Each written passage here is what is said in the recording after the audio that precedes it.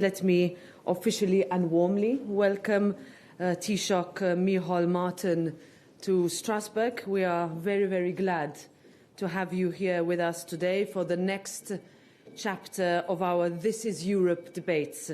I very much look forward to our plenary debate that is due to start, as you can hear by the bell, in a few minutes. This is an important year for Europe and Ireland for many reasons. This year marks 50 years since the Irish referendum to join the then named European Economic Community, now the European Union. And moreover, it brings me great joy to see the continued Irish high approval for their involvement in our united European project. In this difficult year, Ireland and the European Union have always shown collectively our dedication to our common values, sending humanitarian and political support to Ukraine and welcoming those fleeing. And for this, I thank you, and I now give you the floor.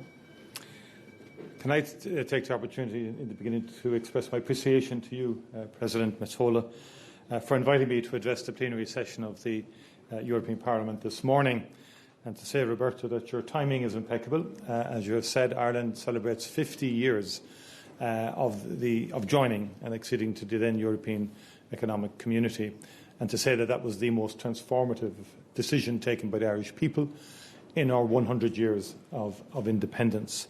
And it has transformed Ireland, both economically, socially, and also, I think, fulfilled the aspirations of the founding fathers of our country in terms of being internationalist in our outlook and embracing the fundamental concepts of democracy, human rights, and freedom of expression. And yesterday, I think we both had the opportunity to unveil a bust to John Hume, a person who in many ways encapsulated that European ideal and whose experience here at the European Parliament was extremely effective and transformative in terms of the approach he brought to politics and to bringing peace to the island of Ireland. And it's those values that have us now in solidarity with the people of Ukraine in terms of the values that they are defending against an imperialist regime that is wreaking havoc and destruction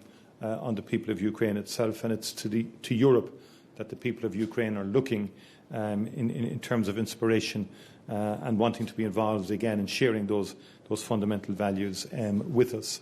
And finally, also, of course, we are particularly grateful to the solidarity of the European Parliament, to the European institutions more generally, in respect of the impact of Brexit, particularly in the context of Northern Ireland, and the steadfast support we have received in terms of working out the implications of Brexit and the protocol and so forth, in terms of the unique circumstances that apply to Northern Ireland.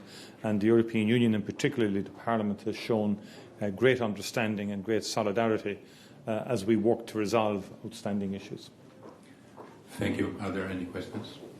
Yes, please, on the microphone there. Taoiseach, Paul Hossman from the Irish Examiner. Taoiseach, the Taoiseach last week indicated that he might look to a referendum on European defence in Ireland.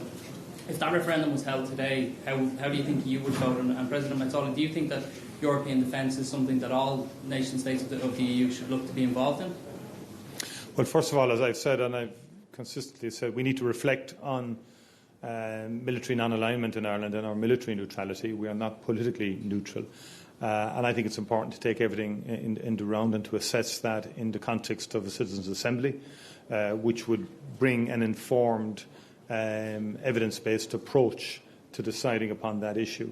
We don't need a referendum to join NATO. That's a policy decision of government. We would need a referendum to join a European Union defence pact if one was formally developed and declared, because there are provisions in our constitution that would demand such a referendum.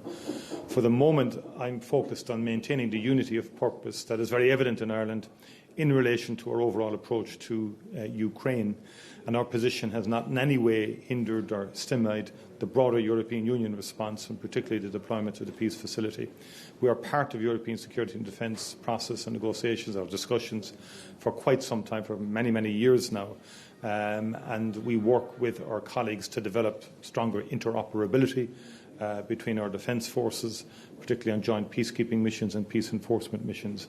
And that's the journey I see ahead of us. But I do think we need a reflection on it, but it needs to be informed and without division. And let's have a professional, evidence-based, informed approach to that issue.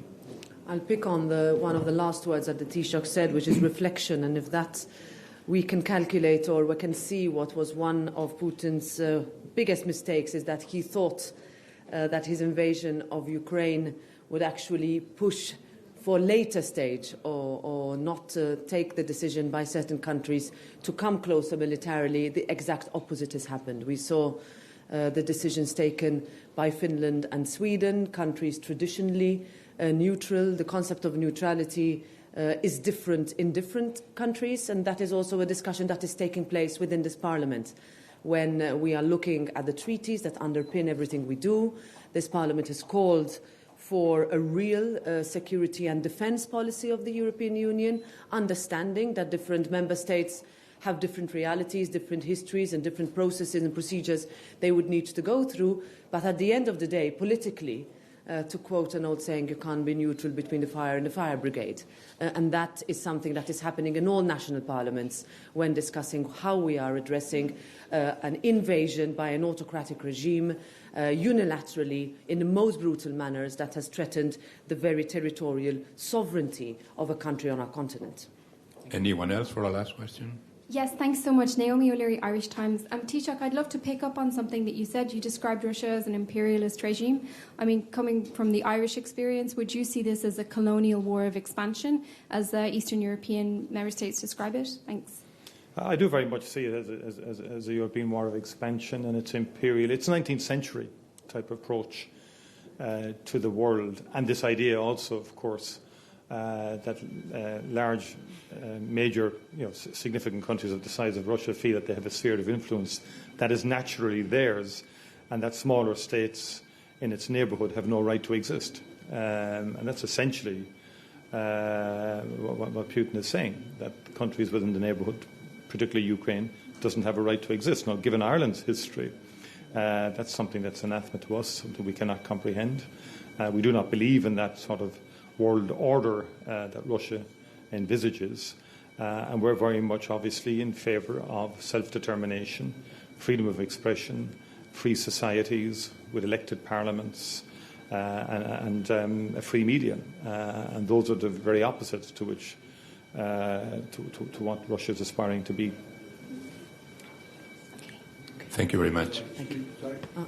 Sorry, Taoiseach, I arrived a little late. May I ask, first of all, a two-parter. In August 2020, you met Boris Johnson at Hillsborough, and I believe you had a very positive meeting. Has your opinion of the British Prime Minister modified in the interim? And also, could I ask, Neil Richmond, TD, has suggested an Oireachtas committee on Irish unity. Is that something you would support and participate in? Well, first of all, in relation to my relationship with the British Prime Minister, it continues to be a professional one. I disagree with the approach that the United Kingdom government has taken in respect of dealing with the protocol and its failure really to engage in a substantive way with the European Union, and particularly the Commission and Maros Sefcovic.